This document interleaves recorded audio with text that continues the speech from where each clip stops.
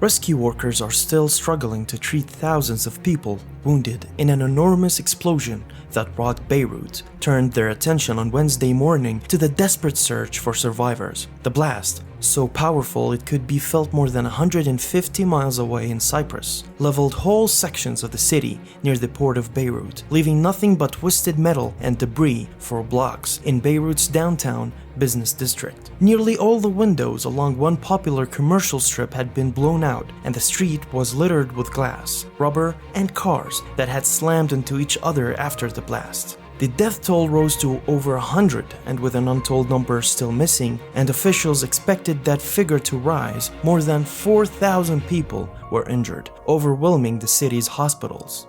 The Lebanese Red Cross raced to set up temporary shelters with food, hygiene kits, and basic needs to house up to 1,000 families who lost their homes, although that would only be enough to help a small fraction of the estimated 300,000 people who were displaced by the blast. When an explosive compound detonates, it releases gas that rapidly expands. This shockwave is essentially a wall of dense air that can cause damage, and it dissipates as it spreads further out. A mass of exploding ammonium nitrate produces a blast that moves at many times the speed of sound, and this wave can reflect and bounce as it moves, especially in an urban area like the Beirut waterfront, destroying some buildings while leaving others relatively undamaged. The explosive power of ammonium nitrate can be difficult to quantify in absolute terms, given its age and conditions in which it has been stored.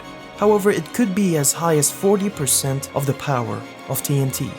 The explosion that ripped through Beirut on Tuesday spared no corner of Lebanon's capital, leaving the city looking like a war zone without a war. Landmarks that came to symbolize the hope of attaining a peaceful coexistence after the end of Lebanon's bloody 15-year civil war, including Beirut's bustling downtown, were left in pieces. The streets looked like they were cobbled in glass.